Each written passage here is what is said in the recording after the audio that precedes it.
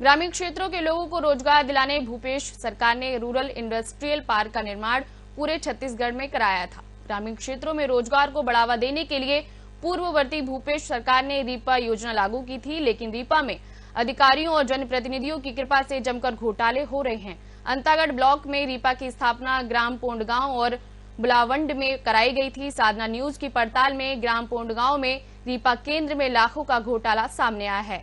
वहीं सरपंच सचिव ने अपने आला अधिकारियों को इसके लिए जिम्मेदार बता रहे हैं और साथ ही वहीं अधिकारी सरपंच और सचिव की बातों को बेबुनियाद भी कह रहे हैं। अंतागढ़ ब्लॉक के पोंडा गांव में रीपा केंद्र ऐसी जगह बनाया गया है जो बस्ती से काफी दूर है, इसलिए रीपा तक पहुंचने के लिए जीएसबी सड़क बनाई जानी थी, लेकिन सड़क बनाए बिना ही 11,20,000 निकाल लिए गए। इसके लिए ग्राम पंचायत सचिव जनपद के इंजीनियर को दोषी मानते हैं, क्योंकि जैसा इंजीनियर ने बिल बनाया वैसा उन्होंने भुगतान कर दिया, लेकिन सड़क नहीं बनाए जाने के सवाल पर सरपंच सचिव का एक ही जवाब है कि ऊपर के अधिकारियों का दबाव था। वहाँ पर जो है सबसे पहले तो प्रशिक्षण भवन बनाया गया है और उसके बाद फर्नीचर मैन्युफैक्चरिंग बनाया गया है, उसके बाद राइस मिल भवन बनाया गया है, उसके बाद चावल गोदाम भवन निर्माण बनाया गया है और तार फिनिशिंग भी हुआ है और बोर खनन भी हुआ है और मिनी राइस मिल के जस्ट बरामदा सेट भी बना हुआ है। किसके माध्यम से करवाया? अब निर्माण एजेंसी ग्राम पंचायत है तो ग्राम पंचायत। तो आप ग्राम पंचायत खुद ही निर्माण करवाए? हाँ, खुद ही, मतलब हम लोग दूसरे को ठेका दिए थे। पोंडा गांव में बने रीपा में राइस मिल और फर्नीचर मार्ट खोलना था, पर इन मशीनों की खरीदी में किसी भी प्रकार से भंडार क्रय अधिनियम का पालन नहीं किया गया। सरपंच और सचिव का कहना है कि मशीनों को कांकेर से भेजा गया और हमें इसका भुगतान करने कहा गया। LT firm and supplier Kanker को 25,46,000 रुपए का भुगतान किया गया। लक्ष्मी मिल स्टोर कोंडा गाँव को 15,50,000, जयराम ट्रेडर्स को 32,09,000 रुपए और संतोष नाग कंस्ट्रक्शन तंडोकी को 11,17,000, रजा बोरवेल को 1,30,000, वहीं धनेलिया कृषि को 1,60,000 का भुगतान किया गया, जबकि रीपा में ना ही कार्य पूर्ण हुए हैं और ना ही मशीन कार्य करने की कंडीशन में है।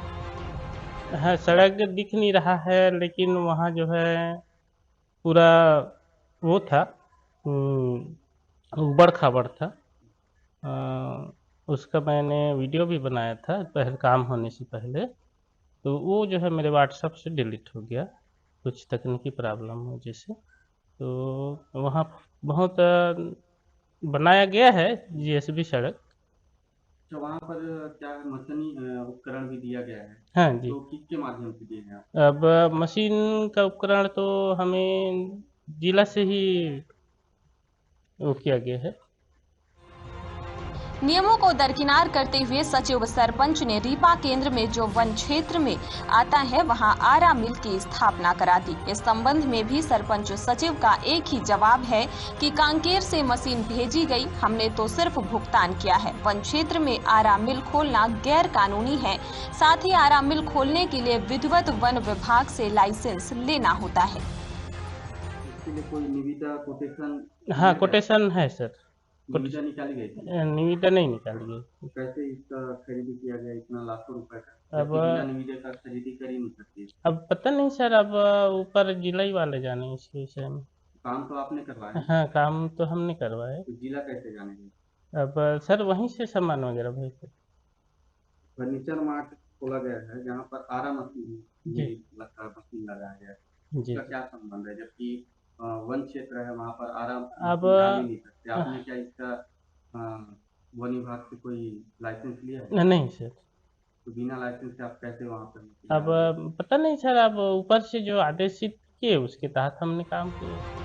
पंचायत पोंडा गांव की सरपंच शकुंतला धनेलिया ने अपने ही फर्म के नाम से रेत परिवहन का 1,60,000 का बिल 2,000 रुपए प्रति ट्रॉली की दर से निकाला है, जबकि जयराम ट्रेडर्स ने 1,300 प्रति ट्रॉली की दर से उसी स्थान पर रेत डालने का बिल लगाया है। फर्नीचर मार्ट के लिए मशीन का?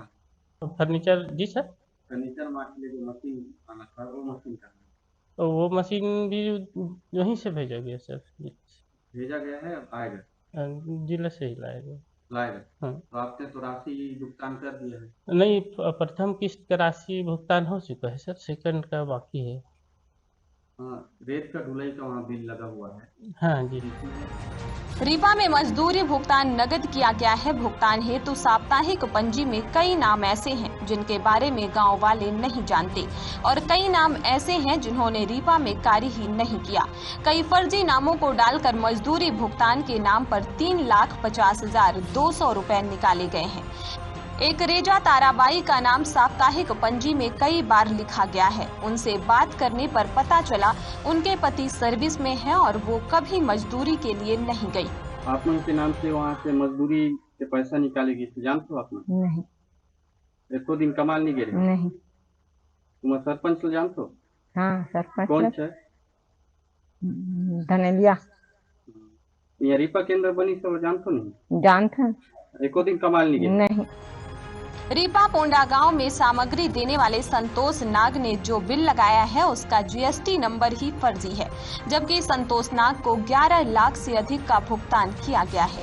ग्राम पंचायत पोंडा गांव में रीपा में भंडार क्रय अधिनियम सहित मस्टर रोल एवं सामग्री क्रय के नाम पर लाखों का फर्जीवाड़ा किया गया है। रीपा में जो मशीन लगाई गई है वो कार्य शुरू होने से पहले कंडम हो चुकी है। अब लगभग 1.5 करोड़ रुपए खर्च कर लोगों को रोजगार तो नहीं दिलाया गया, अपितु अधिकारी, जनप्रतिनिधि, साथ ही सरपंच, सचिव, साथ ही सप्लायरों ने लाखों रुपए का खेल कर दिया। सचिव राम कुमार दर्रो का कहना है कि काम जल्दी करने का दबाव बनाकर हमसे ऐसे कार्य कराए गए। सभी खरीदी जिला के अधिकारियों द्वारा भेजा गया और बिल हमसे देने को कहा गया। आज ही मुझे नई दुनिया समाचार पत्र के अवलोकन करने से बात विदित हुई और यदि ऐसा है तो काफी गंभीर है और मैं कल ही फाइल देखूंगा मैं और सारे तथ्य जो है जिला पंचायत को मैं अवगत कराऊंगा और कुछ भंडार क्रय नियम का भी उसमें उल्लेख है कि जो मशीनें खरीदी गई है वो भंडार क्रय नियम का उसमें पालन नहीं किया गया है। सभी तथ्यों को मैं देखकर जिला सीओ को अवगत कराऊंगा, जिससे वहां से एक जांच दल गठित होकर सभी बिंदुओं की सूक्ष्म जांच हो जाए। साप्ताहिक हाजिरी पंजी जो होती है उसमें जो वर्कर काम नहीं किए हैं उनके नाम से भी पैसे आहरित किए गए हैं, इस पे क्या करेंगे? नहीं, वो तो गलत है, वो तो फर्जी वाला। इस पे क्या कार्रवाई की संभावना है? इसमें तो फिर वो FIR होती है कि जो मजदूर काम नहीं किया है यदि उसका उपस्थिति पत्रक में है तो स्वाभाविक है कि अंगूठा भी फर्जी लगा होगा, साइन भी क्या फर्जी। आपके द्वारा इस मामले पे FIR कराई जाएगी? अब इसमें पहले जांच दल गठित हो जाए, जांच दल गठित होने के बाद जो रिपोर्ट होगी उसके